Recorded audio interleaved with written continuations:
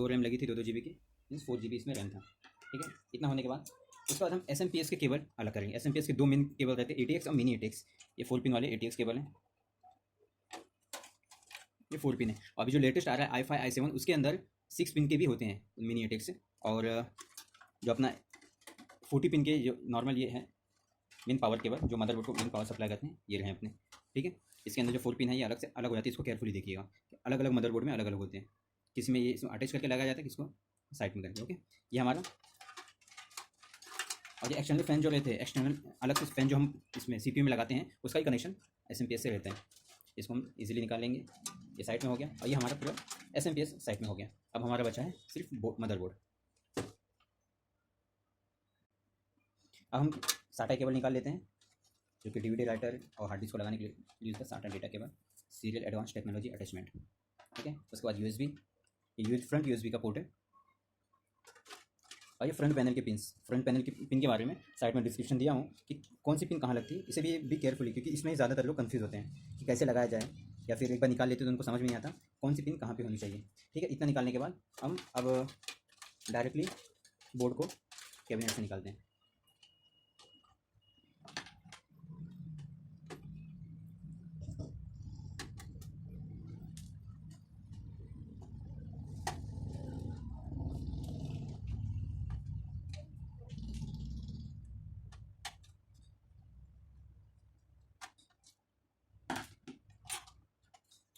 आराम से बोर्ड निकल चुका है। ये रहा हमारा मदरबोर्ड। AMD के अंदर मैक्सिमम इस तरह का क्लिप होता है, जिससे प्रोसेसर के ऊपर जो एग्जॉस्ट फैन होता है आराम से निकल जाता है। इसको क्लिप को जस्ट अनलॉक कीजिए और साइड से आराम से निकाल लीजिए। ये हमारा फैन आसानी से निकल गया। फैन का पावर सप्लाई इसे पहले निकाल लीजिएगा। ओके, ये रहा हमारा प्रोसेसर। बहुत दिन से क्लीन नहीं किया हुआ है, इसलिए इतना गंदा दिख रहा है। हम जस्ट इसे थोड़ा साफ कर लेते हैं।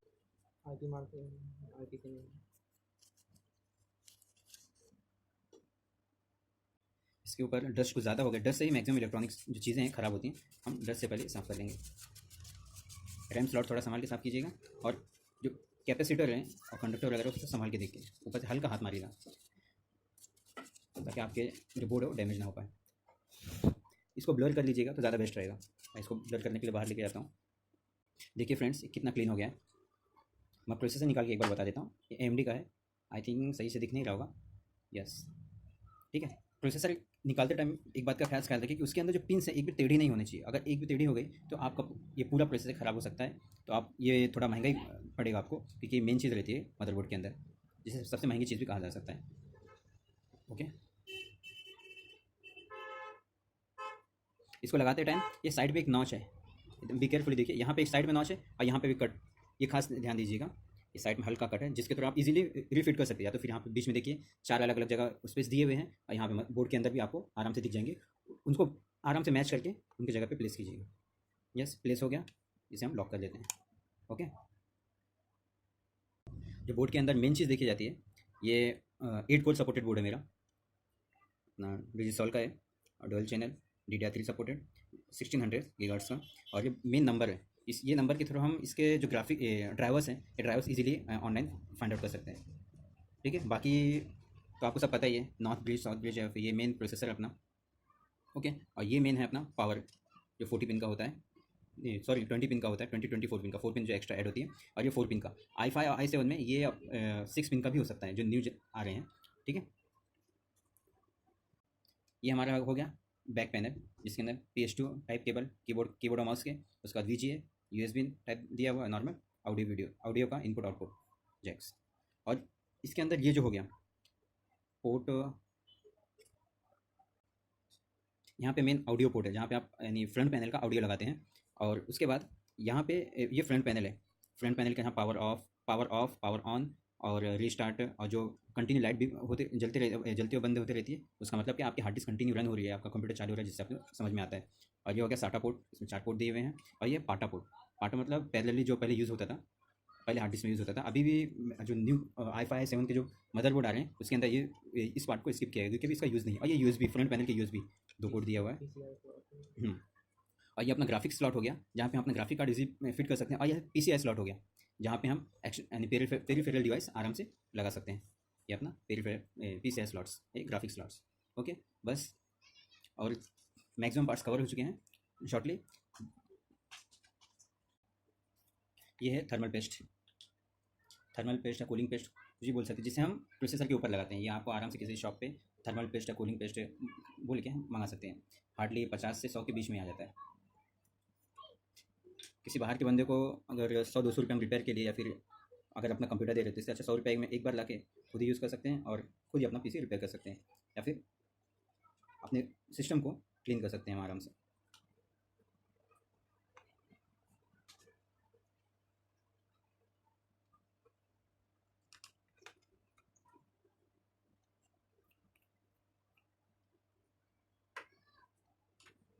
बस थोड़ा सा लगा के उसको हम स्प्रेड नहीं, वो अपने आप फैल जाएगा। ये अपना फ़ैन इसमें आराम से सर रख के पहले यहाँ से लॉक करेंगे, इसके बाद इसको फिट करके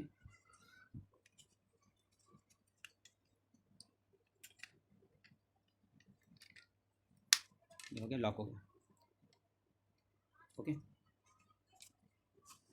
अब हम इसे कैबिनेट में आराम से फिट कर सकते हैं। हम एस को आराम निकाल के भी आराम से वो क्लीन कर सकते हैं, वो कुछ हार्ड नहीं है। मेन क्या इंपॉर्टेंट अपना बोर्ड, इसके लिए मैं सिर्फ आपको इस वीडियो में इतना ही बता रहा हूँ बोर्ड के बारे में।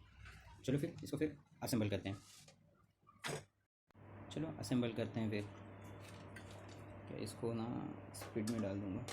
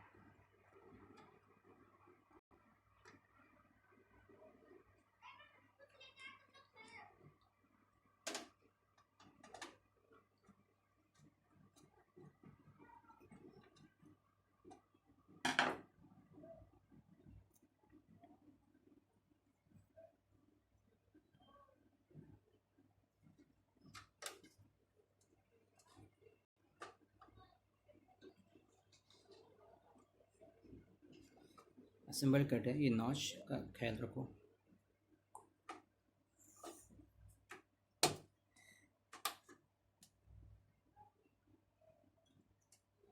Just put it in this way and press clearly. ज़्यादा ताकत नहीं अप्लाई करना है, बस सिंपल जेंटली इसको प्रेस करना है ताकि नॉच सिर्फ बैठ जाए। Okay, done.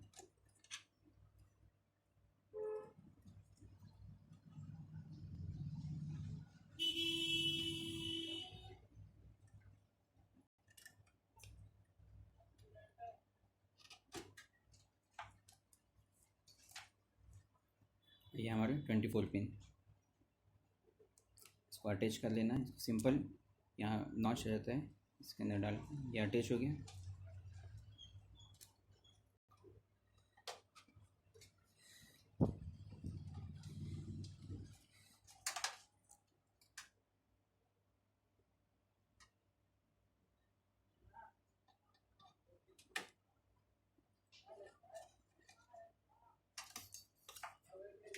External fan,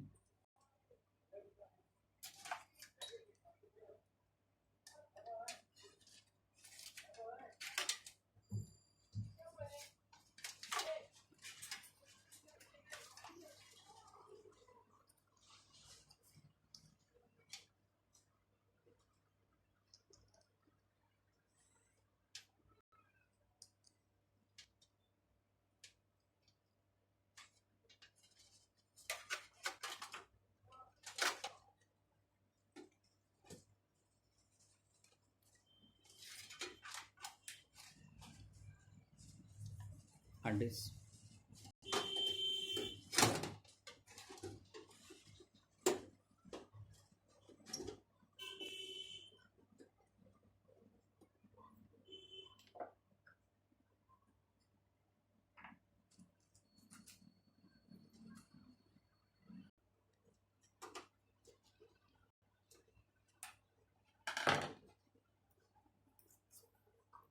take your SATA cable.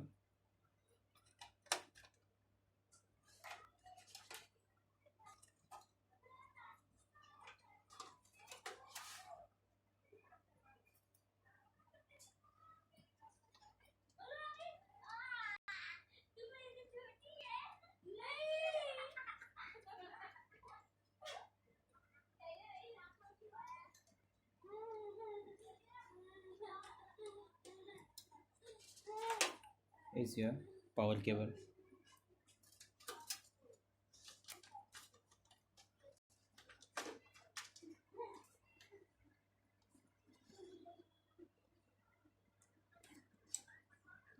Done. It's ready now.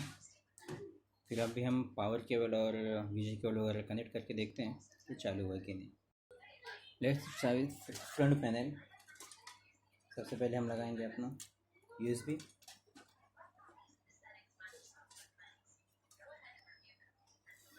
सिर्फ नॉचेस को देख के आप प्लेस कर सकते हो। यूएसबी और साउंड के अलग अलग हैं। ओके, साउंड का फिर फ्रंट पैनल में सबसे पहले पावर के बैक साइड में रहेगा अपना रीस्टार्ट का पावर, बैक साइड रीस्टार्ट। हमेशा याद रखिए, ये मैक्सिमम बोर्ड्स का कॉमन रहता है। उसके बाद पावर के बाद बाजू में power LED, HDD LED restart में पावर एलईडी एचडीडी एलईडी। मैं आपको फिगर बता दूंगा छोटा कि कैसे हम यानी फ्रंट पैनल के मेन पावर और रीस्टार्ट वगैरह के केबल कनेक्ट करेंगे। चलो फिर टेस्ट करते हैं। वीजी PS2 माउस,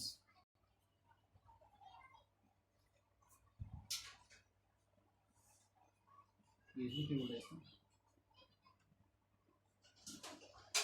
है and main power.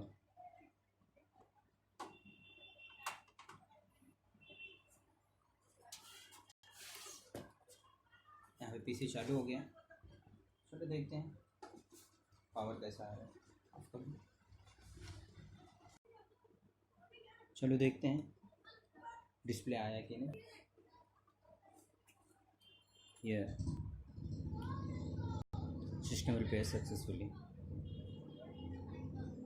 Okay, thanks friends, thank you for watching.